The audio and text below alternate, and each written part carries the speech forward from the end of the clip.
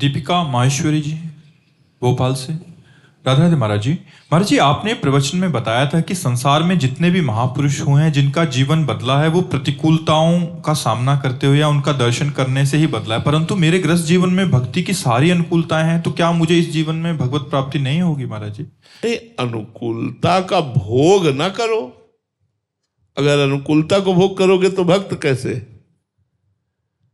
अनुकूलता का भोग नहीं। हमारे पास अनुकूलता ये ठाकुर जी की सेवा के लिए, पति पुत्र परिवार सब सही है, खूब खान पान की व्यवस्था है, तो खूब ठाकुर सेवा करो, संत सेवा करो, गरीबों की सेवा करो, बीमारों की सेवा करो, परिवार की सेवा करो, नाम जप करो।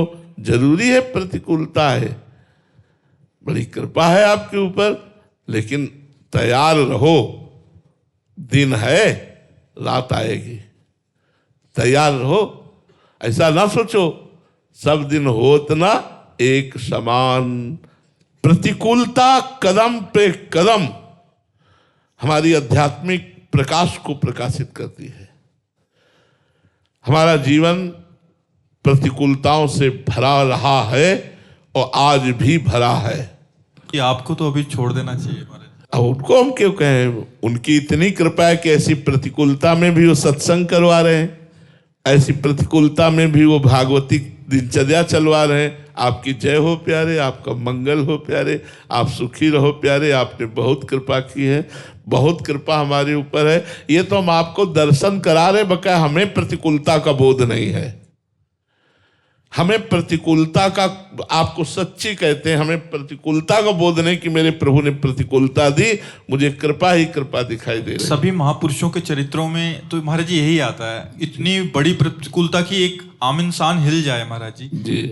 भक्तमाल में चरित्र पढ़ने को मिलते हैं, ब्रज के भक्तों में मिलते हैं, तो महाराज जी ऐसा क्यों? महाराज जी साधकों के साथ तो ठीक है कि उसको तपाया जाता है, पर सिद्धावस्था में भी महाराज जी ऐसा। मुख्य बात यह रहती है कि उनके अनंत जन्मों का हिसाब किताब बराबर होना है। अब उनका आखिरी जन्म है और देह से उनका कोई संबंध रह नहीं जाता, तो फटाफट देह में प्रतिकूलता के ऊपर प्रतिकूलता दे दे करके अनंत जन्मों का हिसाब ठाकुर जी निकाल देते हैं और वो भगवान के धाम को चला जाता है। अगर हम अपने जन्म कर्मों को भोगें तो करोड़ों जन्म ले तो भी नहीं भोग पाएंगे, तो भगवान इसी जन्म में थोड़ा थोड़ा भुगता करके सब पावन करके, इसलिए बड़े बड़े महात्माओं को बड़े बड़े रोग, बड़ी बड़ी समस्या, बड़ा बड़ा दुख, वो सब पवित्र करके भगवान बुला लेते हैं। उनके सानिध्य में जो आते हैं वो तो मजे में हो जाते हैं। हाँ, स्वामी रामदास, कृष्ण परमहंस जी, विवेकानंद जी महाराज, महाराज जी उनके सानिध्यता में इतना सुख है। हाँ, उनके संकल्प में इतना दम है। वो मम भक्ति युक्तो भोनम पुनात, लोक के लोक को पावन कर सकता है, दूसरों के रोगों को ऐसे नष्ट कर सकता है संकल्प से, लेकिन वो अपने जुखाम को भी नहीं ठीक कर पाएगा, क्योंकि वो ऐसे है, अपने लिए नहीं, अपने शरीर में सारी पीड़ा, सारे दुख, सारे भाव, और दूसरे के दुख की संभावना मात्र लगी कि दुख है, वो जान नहीं पाएगा, उसके दुख को अपने ऊपर ले लिया, वो समझ भी नहीं पाएगा। सब अगर समझ जाए तो फिर और उनके लिए बिक जाए कि हमारे को इतना प्यार करते हैं, समझने ही नहीं देते संत महापुरुष, और दूसरे के प्रारब्ध को लेकर अपने शरीर में भोग करके, अपने शरीर के प्रारब्ध को भोग करके और भगवान के धाम को जाते हैं। इसलिए संतों को सबको ही नमन करता है कि वो दूसरों के पापों का नाश करते हैं, दूसरों के प्रारब्ध को स्वयं भोगते हैं और भगवान को रिझा करके, भगवान के यश का गान करके, भगवान में परम तृप्त होते हैं, आनंदित होते हुए शरीर छोड़ते हैं। महाराज जी इसमें एक, जैसे महाराज जी महापुरुष जन के जो सानिध्य में रहते हैं, जो उनके आगे कोई उनके कष्ट आए सामने किसी शरणागत के यहाँ, तो वो महापुरुष इतने कृपालु हैं कि उनका समाधान कर देते हैं, अगर वो भी सही नहीं है तो। हाँ महाराज जी, वैसे ही ठाकुर जी के सानिध्यता का अनुभव करते हैं वो महापुरुष, तो ठाकुर जी महाराज जी, तो ठाकुर जी अंदर बैठ के देख रहे हैं ना, उसके मन को अपने आनंद में डुबो देते हैं और तन को भोग दे देते हैं।